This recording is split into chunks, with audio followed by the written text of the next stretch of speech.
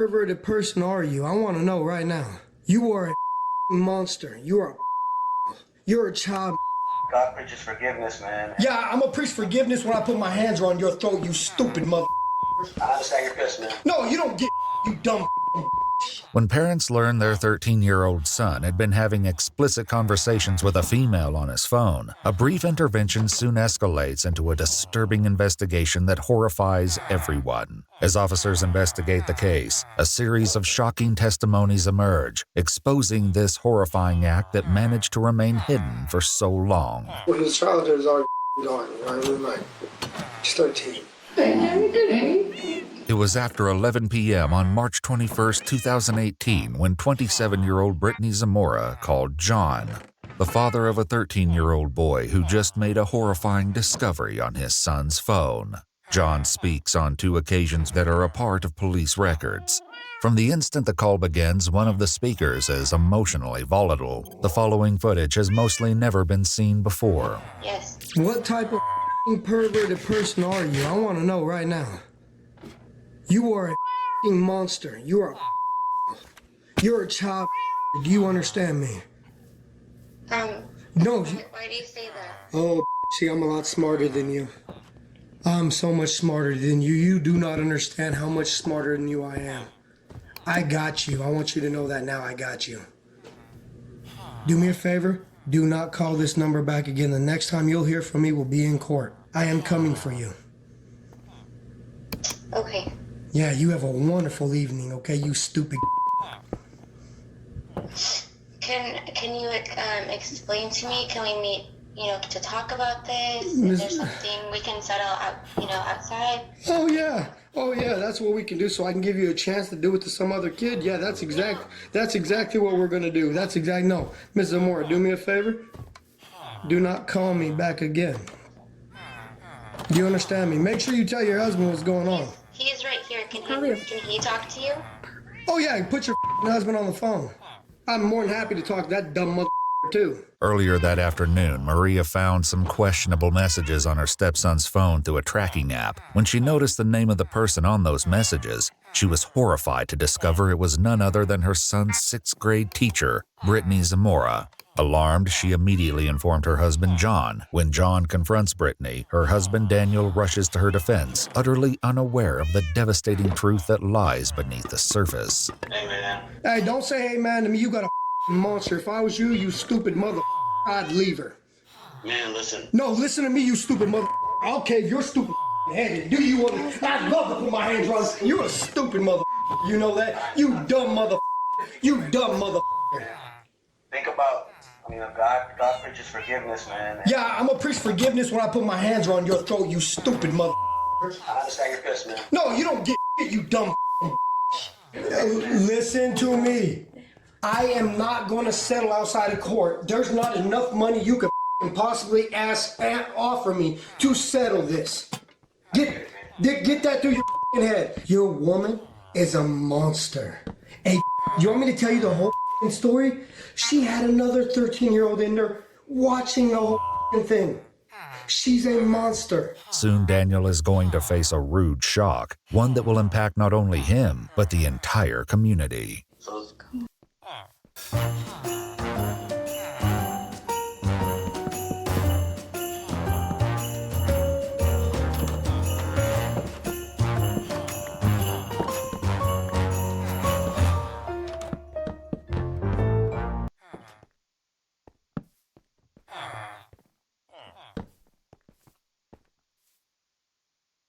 Man, look, this whole situation is crazy. I've never heard of anything like this in my entire life, and I'm sure as a parent, you gotta be livid, pissed, downright hurt. Stab this mother. You trust the system. And honestly, this sucks as a husband. As a husband, I am distraught. Let down, I understand. And I'm sure as a husband, you know how this would do to you.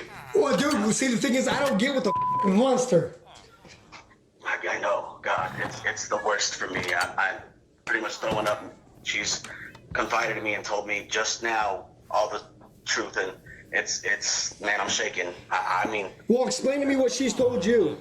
As a man, I I can't really. No, I want to know. You said she confided in you. Let me know what she told you so I can tell you she told you everything. Let me know if she told you everything. Grab some nuts and talk to me like a man. What the did she tell you she did to a 13-year-old boy? It's, to be honest, it's more of just the messaging and. Oh, so she didn't tell you everything then. Oh, man. I mean, I'm hearing it from you, sir. I'm hearing it from you. Well, you ain't going to hear else from me. Not a thing. Despite the horrid details that John reveals to Daniel, he comes up with a proposition that only escalates matters. So what I'm asking you is if you could possibly, Brittany has been a great teacher for a long time. 5 years, she's done so much for so many students and raised so many people's lives from the ghetto. She's been to, parents' homes to talk to students. She's really done the tutoring program. She's done so much, and she made a huge mistake. The biggest mistake of anybody could ever make in the whole entire world. But she got invested in a very, very, very bright, smart, and great student, honestly, and a great person, and probably comes from y'all, honestly. And I get you. I get it, man. You probably don't even want to hear my voice, and I wouldn't want to hear my voice either. I'd like to hear your voice when I got my hands around your throat. Your wife decided to be a monster and prey on a child.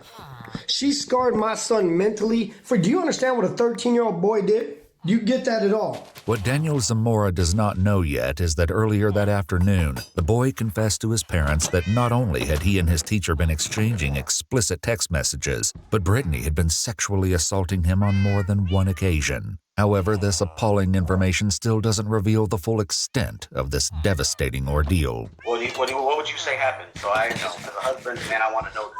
Bro, let me just tell you something. I'm not going to go any further because I need to make sure that you guys understand one thing, is that the lawyers will tell you everything that happened. But I'm trying to warn you, my man. What I'm trying to warn you, my man, is you don't get yourself involved, brother. Don't do that.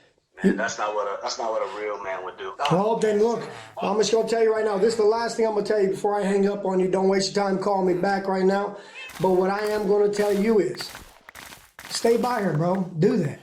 Your mom, your dad, her mom, her dad, everybody's gonna know what this sick did. Everybody. You have a wonderful evening. Don't call this phone back. Have a good one. The following morning, an officer arrives at 6:30 a.m. at the family's home to collect the boy's cell phone and assess the situation. Our detectives have asked for is it a tablet? No, it's the cell phone, sir. Whatever the cell phone is, that if we can seize that at this point, because they need the evidence.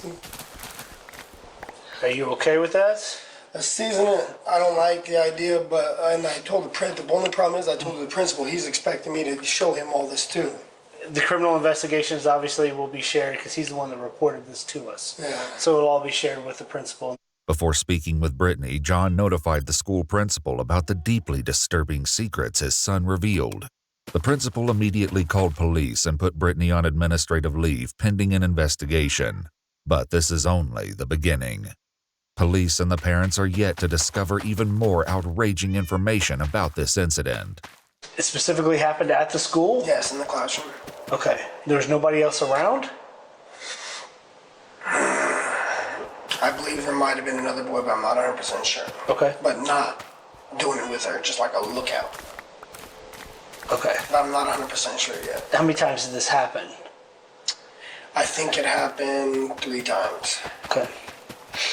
Well, the problem is he's barely coming out with all the truth. You see what I'm saying? No, I know. Yeah. He's 13. I mean, Yeah. he's probably Scared right now. The testimony of this other boy who witnessed the crime will soon reveal chilling details that will leave the investigators stunned. As the officer asks more questions, John elaborates on the complaint he registered with the police department after receiving harassing calls from Brittany and Daniel, who pleaded with him not to make an official complaint about the incident. She called you several times, and you Yes. called them about harassment, correct? Yeah, but the thing is, she called that phone. She called from a Well, we restricted got number. two missed calls from a restricted number to Okay. that phone, and another call that was when we called it back. It was a Circle K. Okay. But when we said hello, hello, nobody responded. So that was on his phone. Okay. Then a few hours later, we got a call from an unknown number, and we didn't know if it was one of you guys or what. So he answered. It wasn't an unknown. It was a phone number, like you could visually see the phone number. Okay. According to the police report, during the phone calls, the Zamoras repeatedly suggested they meet up and settle this matter outside. This is sickening, dude. Well, the thing is, it's just like, what I don't understand is like, how big of a weirdo do you have to be to protect somebody like this? It makes get it. no sense. It's just nasty, man. This is, yeah, like you said, you see these on national news all the time. And I say that's what I'm trying to keep out. Later that morning, 2 new officers meet with the parents and the principal, Timothy Dickey, at the school. As Maria begins by informing the officer about the discovery she made on her stepson's phone, none of them are aware of the horrifying revelations that are still to come. So I'm reading through the conversations, and I've done this before with other conversations of his as well. But this time I saw at the bottom that it had Mrs. Zamora Instagram profile. Okay. That's her name. And then what confirmed it is her first name was used in the conversation where either he wrote it or she wrote it. Okay. And they put last name. And so then the conversation just kept on. And it was like he was talking to a girl, like his girlfriend. Mm-hmm. So I showed my husband the conversation, and then when he came home, we talked to my son, and we told him, we need you to be completely honest right now. We already know the answer to everything we're going to ask, so we just need you to tell us the truth. Okay. So we showed him the conversation, and I said, who is this? Who am I talking to? And he said, my teacher. Okay. And so my husband just told him, Okay. have you done anything with your teacher? And he said, yes. He said yes. On confrontation, the boy revealed further disturbing details to his stepmother. He told us that when he asked for permission to stay after school to help with the talent show, to set up and make posters, he's doing good. It's the best he's ever done in school, so we are letting him do other things, like participate in sports. And so when he asked to stay after and help, we didn't see an issue with it. Right. He even brought home a permission slip to sign and everything. So we said, yeah, go ahead. If they need your help, stay. Okay. And he said that that's when it happened.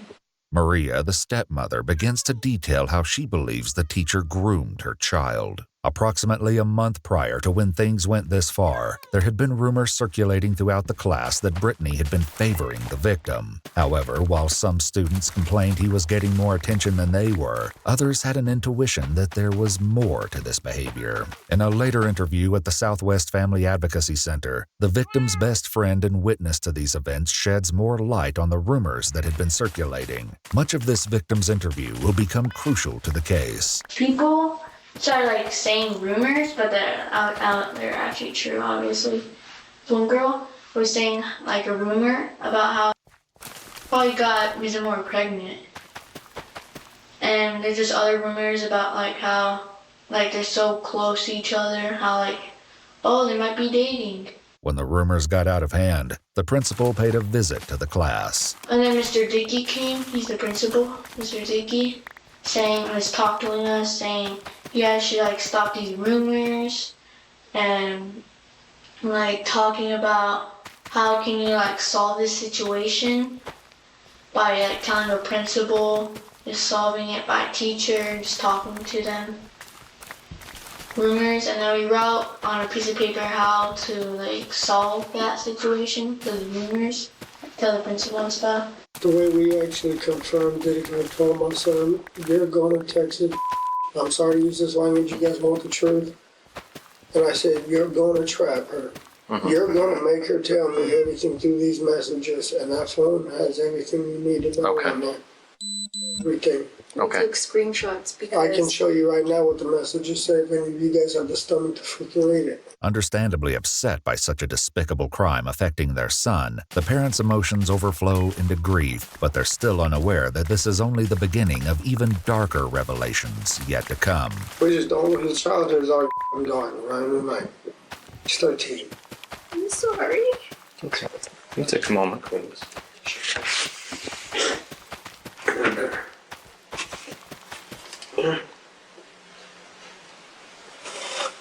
When Brittany heard about the interviews the principal conducted, she reportedly came into his office frantic and crying, telling the principal that the only things she cared about were her husband and her career. While Principal Dickey asked the victim to stop spending recess time with Brittany, he tried to look for more evidence at school. Is there any documented history between Brittany and the student?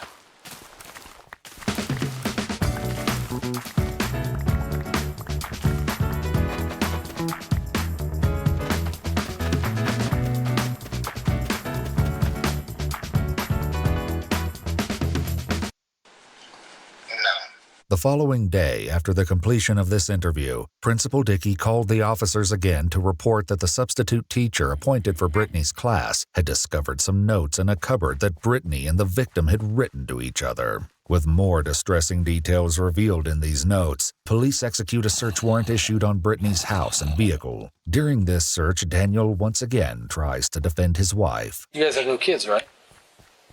No, sir. I wish now. Now I really do. Why do you wish you had kids now? Also, I can have, so I don't know all of what's gonna happen right here, so just have a little more pieces of her. Brittany has been an awesome teacher for a long time. One teacher every year. Really? Straight A student, all through high school, college, a bachelor's degree, and a master's. When did she earn that teacher of the year? 2 years ago, I believe, at Littleton Elementary. She's impressive. She's been doing so many good things for so long. For the students in the school, she's been really invested. And that's probably the tribute. So this has really been invested all in her career.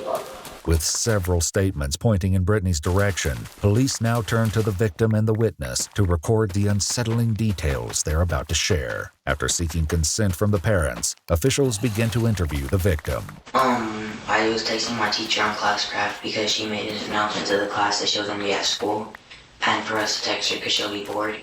So she said to text her so she wouldn't be bored.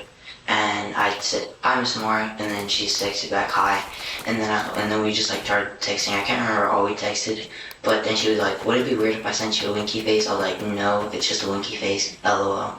And then we kept texting, and I don't remember all we texted, but I was in my room, and she said, she was like, "I was bored." She said, "I'm bored." I said, "LOL, I am too." And then she said, "Come over," and I said, "On my way," and put the car, and I was like, "JK." And then we were talking about a school dance, and she said, "Are you gonna come?" And I was like, "I don't think so, I might though." And she's like, "Oh, Salty Bae," and she called herself Bae. And I was like, and I just brushed off. I was like, "LOL." Yeah, we would flirt a lot. And we would be at recess, and I would talk to her, and we would flirt at recess. And then our principal said that we couldn't do that.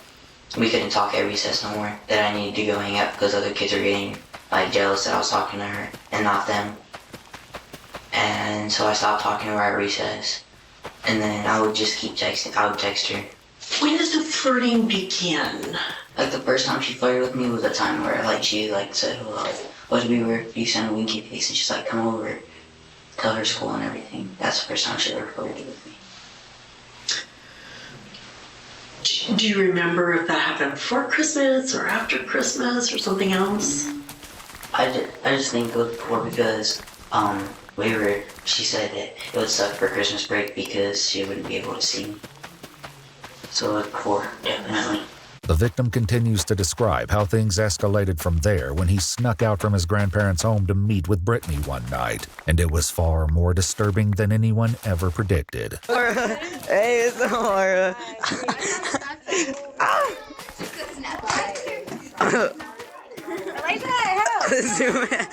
The interviewer broaches over the more unsettling subjects and makes notes of the events leading up to that revolting act. It wouldn't be long after this that Brittany began making distressing advances on the young boy in the most innocent setting. Where in the classroom exactly were you at when that happened? At her desk.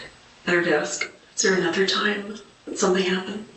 Yeah, she's done that a couple times, but I can't remember every time. That was just the first time.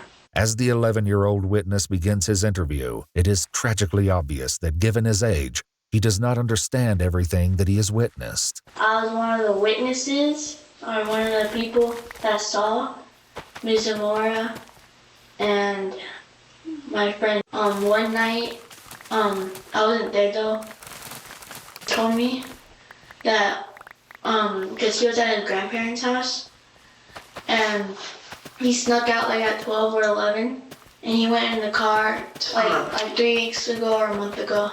Did you see them text her? Did you see with your own eyes them texting every day? Yeah, he did show me messages, and like he said, oh, me and Zamora are texting. Yeah, so I saw it with my own eyes. So tell me everything about the messages. What did they say?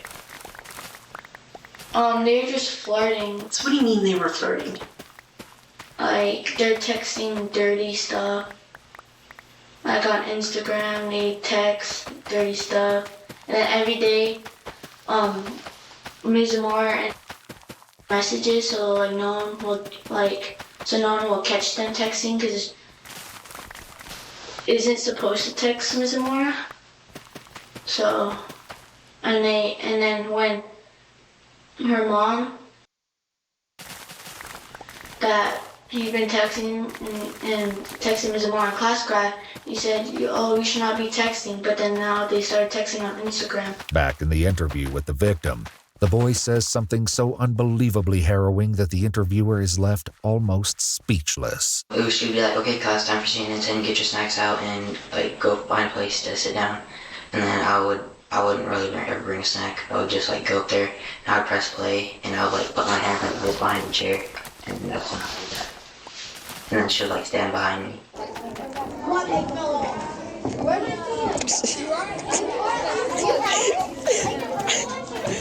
The witness elaborates further that Brittany often organized viewings of a daily news program for students called CNN 10 and the deplorable acts that really transpired during these sessions. When we're watching CNN 10, everyone watches CNN 10, and then she has a desk, and then this is a screen, everyone looks that way.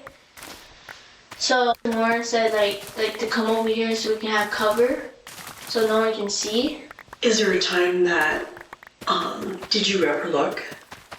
Look, no. Okay. Because they told me like not to look. Okay. Did that happen one time or more than one time? More than one time. Like every day, like at 2:40, we do CNN 10. And like not every day because people want to do CNN 10 and like touch the computer and like pause and stuff. But most of the time, they do it, yeah. As the interview continues, the victim shares more about the beginning of this awful act and how it affected his friendship with the witness. So was that this school year or a different school year? This school year. The school year. This is the first time I went to this school. So tell me about the friend that knew. I told him, but he was like mad because I was like talking to her. He's like, bro, do you like here? I was like, no. He's like, bro, tell me the truth. And he was like mad. He's like, Rudy, bro, you're not a good friend. And then I like told him. And then he was all like, alright, I won't tell nobody. But when like that happened, like turn around. And then he said, then when we were walking back to his house, he's like, bro, can I tell you something? I was like, sure. He's like, you promise not to get mad? I was like, yeah. He's like, I was watching. I was like, well, I wouldn't get mad. I just told you not to look. When this happened, where exactly were you at? In the corner. In the corner of? The room. Of your schoolroom? Mm-hmm. Or was it a different room? No, or? it was our classroom. It's your classroom. And where was everybody? They were all gone. In a revelation that distresses everyone, the victim discloses that Brittany had been using the witness as a lookout. Tell me what her dress looked like. I can't remember that time. But the second time, I remember it was black. The second time? Was that the time in the car? Or do you mean? No, that was the first time was the time in the car. And then, like, that, actually, I'm sorry, I messed up. That was the third time. And the first time was the time in the car, then it was at the talent show, and the second one was the second day of the talent show. But these nauseating actions weren't only limited to school. Brittany often engaged in more abhorrent behavior outside. How did she send that to you? Like, what was the social media platform that? Instagram.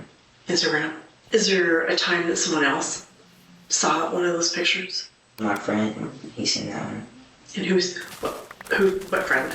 He's been my best friend since 3rd grade. What school does he go to? Legacy. Is that the same school you go to? No. Okay. I used to go to that school, but I don't anymore. About anything? Oh yeah, I did. And what did you tell me everything? When she first came over to my grandparents' house, I told him that, and then I just told him when I flirted with her. Then you told him what? I'm sorry. I told him I would tell him about when I flirted with her, but that's it. You talked about several of them. Did you use anything else other than Instagram? Oh, well, I texted her one time off her number, and Snapchat. We used Snapchat. But we didn't really text off numbers a lot. Did she ever ask you for pictures? Or did you ever send her pictures? Yeah, I sent her pictures. The witness also volunteers some details which, sadly, reveal that he was also subjected to a similar incident where Brittany had shown him explicit images in her phone. Both the boys had also observed Brittany's concerns about anyone finding out about this arrangement. I told my friend, and then I told her that I told him. And then she said she was like mad for a little bit, but then like she got over it. So how do you know she was mad? Cause she's like, that's messed up. That's what she said, and she was like mad at me, but I didn't really care. Ms. Zamora, found out that I knew, a lot about them. Ms. Zamora said, what about if we get caught? I can go to jail. And what about if, or tells anyone, but we'll get in deep trouble. As the interviews come to a close, both the boys have poignant things to say, summarizing their feelings about the entire situation. My stomach just hurts. I don't feel good. I feel like I'm sick. It's weird how a 27-year-old can love a 13-year-old and do stuff. It's just crazy. I'm not a good person. Makes me sad and mad. Mad because he's a bad influence, bad person. She deserves to be in jail.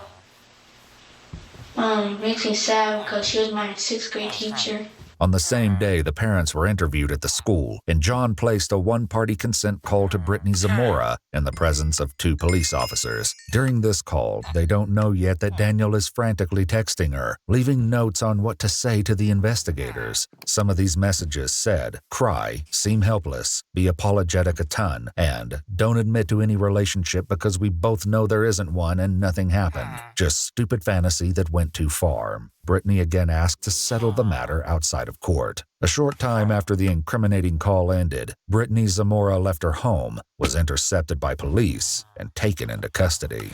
As I said before, this officer has a body cam on him as well, so just to make you feel more comfortable, even though...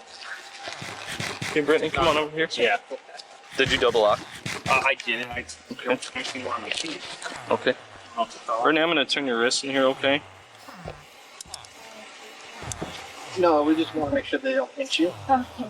She agrees to a brief interview with a detective, her typical outgoing personality now replaced with a timid mask. So I wanted you to explain, how this came to happen. Can I have an attorney? You can. Is that what you want? Okay. All right. I just don't want to go probably. That's fine. Will I be going to Insta? No. So will I be invited? Do these type of things happen in public? They don't have to be made public, but you've kind of been in the school industry long enough to know that when something happens at a school, letters end up having to go out and people ask questions. Well, hypothetically speaking, what is the typical, consequence? I don't know. It varies. I can't give you. I know. I can't give you a black and white answer to that. They take a lot of things into consideration. I never did anything. So. I'm sorry. That's okay. What are the next steps? The next step is basically you do go to jail tonight. I submit some paperwork. I don't know. They're gonna tear me apart. Well, I mean, if you have problems with somebody, you can voice that to somebody, okay? The reality of the consequences she's about to face begins to finally settle in. I am the best husband in the world. Okay. Well, What's that? On July 12, 2019, Zamora entered a guilty plea to a Class 2 felony of sexual conduct with a minor, a Class 3 felony of attempted molestation of a child, and a Class 5 felony of public sexual indecency. She was sentenced to 20 years in the Department of Corrections in Arizona State Prison. She will be registered as a sex offender upon release and be on probation for the rest of her life. She also filed for divorce from Daniel while in jail. Hey, Sky Zone here. Are you ready for fun? You know, adrenaline